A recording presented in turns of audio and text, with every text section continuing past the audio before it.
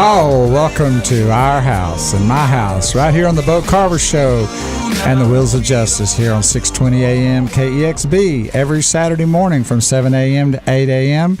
Experts in monkey business on this show. Wow. And really? We have a special guest today. Before we do that, a couple things I want to mention is that we have some segments on YouTube. So if you go to youtube.com and then search Bo Carver Show. Now do Bo Carver Show all together just like you would an email, so you don't have to hunt. You'll see some nice segments, and we'll be adding that as we go. Also, don't forget to like our Facebook page. We've got a new like page so you can kind of keep track of things. And also, for still right now, for a little while, you can still friend us on Facebook at the Bo Carver Show. And give us shout-outs. And you can give us shout-outs, make comments, and if they seem something to mention, we will. If not, we delete it. We make that decision as well. Yeah, we had to delete a few here lately. Yeah, don't show us some things, we've had a few that we really had. No problem there. Well, I was in an argument where to keep them or not, but I was outvoted. Yeah, 3-1. Yeah, I got to keep Bo and Jeff in line here. And I want to let you know that next week our guest is going to be Karen Hawa, and she is a schoolmate of mine, young lady that lives in Holland now. And a schoolmate of yours, young lady? Yeah, come on. Oh, you're married. When she gets on the air next week, you're going to be in trouble. Okay. She is the CEO and founder She'll of probably be your best friend. Mocha Coffee. You think so? She makes coffee. You okay. might want to apologize for what you just said. Sorry. We actually ordered some, and we will have some in-house next week. She will be our guest. We graduated from school together, so all my Beaumont High School friends tune into that next Saturday morning. She's going to be a call-in guest from Holland. Wow. And that's not Holland, Texas. That's the country of Holland. Is she going to send some wooden shoes over for us? Exactly. I know, right? There you She's go. going to clog on us on the radio. LaDonna, Barbara from Joshua, Jennifer, Angela, Lynn, Therabone, Cheryl Ann, and Teresa Kosh. Thank you for listening again. And Hoorah. I did that real quick. I love it. We also have Donald Trump on our website with the Bo Carver shirt on. What do y'all think about that one? Kind of look like Hillary, though. It looks nothing like Hillary. That's scary. That's scary. And I want to make it very clear that Lisa does not support him. Okay. Let's move on. Listen, just tell us how you really feel. I just told you. And Lori did not get her shout out. Good morning, Lori Cotton. She's my cousin in Houston. She's listening to us. Good morning, Lori. Jeff, tell Lori good morning. Lori, you sound so sweet on the text messages listening to the Bo Carver Show. Thank We'll you. give out Jeff's 900 number later, y'all. I think we better get back to the Congress and get this off of us. We're starting to go downhill. All right, here we go.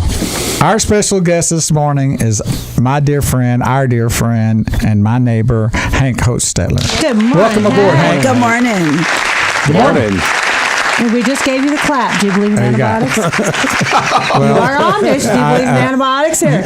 You got a nurse sitting next to you, so look out. Well, The reason why we have Hank on the show is that Because I can't get him and Bo to shut up. when we get together, it's nonstop talking, and just kind of like this show. So I invited him to the show because Hank was raised Amish. Now, for you young people out there and some of you elderly people, Amish is a religious sect that was brought here into America in the early 17th century. And Hank, tell us a little bit about the origin and where that came from here to the United States. Well, a lot of it they came across, and we started out in Pennsylvania. Yay! Right. That's where they settled. Right. And I believe it was a gentleman named Jacob Ammon or Amin or something like that. Jacob Ammon, I believe it is. Okay. And which is the name Amish is derived from, correct? That's correct. See, I did my homework, Hank. I see. How about that? Wow. you got the notes in front of you. What are you talking about? And the internet up and Now, everything else. if the Amish would have started in Beaumont, they would have settled in Dallas. Because that's as far as they got to make. And they would have had an X on there somewhere. Amish, yeah. So I find this, the Amish people, organization, I just fascinated by it. I just am. And I really think it's because of their simple way of life. And I don't know, you were raised in that, so give us a little background about what your experience with that was. Well, it was a very simple life, but it was very strict as well.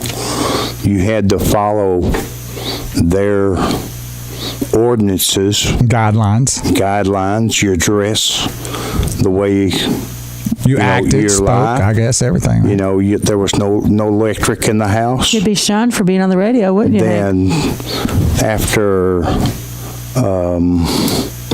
in southern Indiana, the Amish church, as we knew it, dispersed. Most of them moved out from there, and then my parents moved out. We moved north, and they left the Amish church.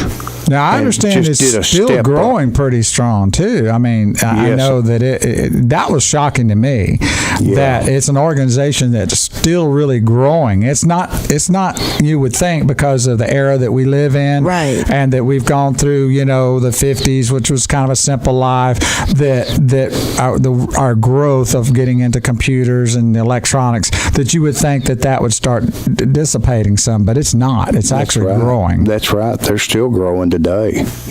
And I believe one of the main reasons that they have such a growth spell is people want to get back to the simple life. Exactly. Get back to a life in morality and discipline within the home, within the family, because corruption is tearing families apart. Correct. And if you can get down to a solid foundation of religious principles, and I say religious, and I should mean biblical principles. I agree. That help us in life, in daily life. It helps us to be better parents, better children, better citizens, and better stewards of what God has given us to take care of. Hank is actually teaching Bo and I right now. We're at the water system. He's going to help us with the gardening. He's doing a lot with Bo and I to bring us back. Plus, I need a barn. That's right. I've already talked to him about that off the air. I knew it.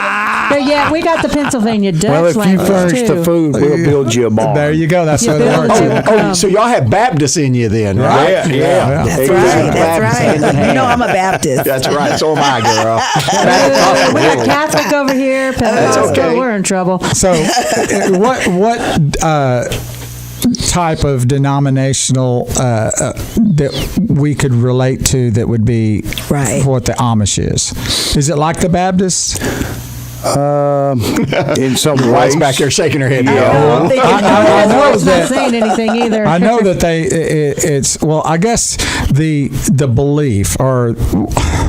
Y'all, what am I trying to say here? I don't know what you're trying to say. I don't know where you're going, Bo. Hank, you know what? I bail you guys out all the time, but when it comes to me, y'all just throw me right out with the trash.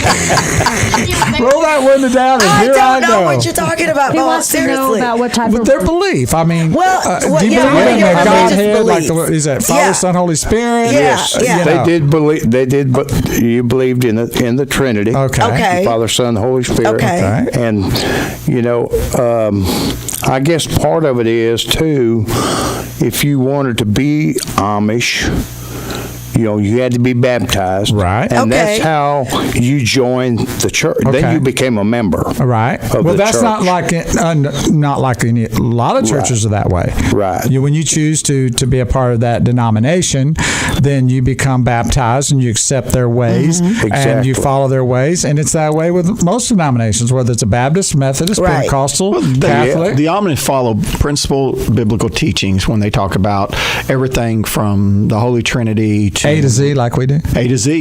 Yeah, It's kind of fascinating how they do it. And exactly. It's That's interesting. I didn't know principles that. in religion. And a lot of their lifestyle is based upon that. Simple and plain. You had to wear basically dark colored clothes. The Amish are mainly black clothes in it. It wasn't so much the black, it was the plainness. Right. In other words, you had no flowers, no bright, gaudy colors. No they buttons. don't wear. They don't have even buttons because of the shininess of buttons. Right. It's 1 minute. Bring attention to yourself. It's to be. Right. It's to show humility and kind of humbleness. blend within the community. Right. Because if we bring attention to ourselves, we're taking attention away from what God has created. Right. We have to honor glorify God in everything we do. You know, no Mercedes, I like Lisa. that. No Mercedes. You lived a separate life, really. I mean, a separated life. You do. You wasn't supposed to be like, as we say, the world. Right. You're in the world, but not of the world. Right. Exactly. Yeah. And Now, that's where 30? their simpleness comes in Now, at. before we go to break, you got to say something in your, like you said to Graham this morning. Say it real quick. Ich kann noch Deutsch verstehen.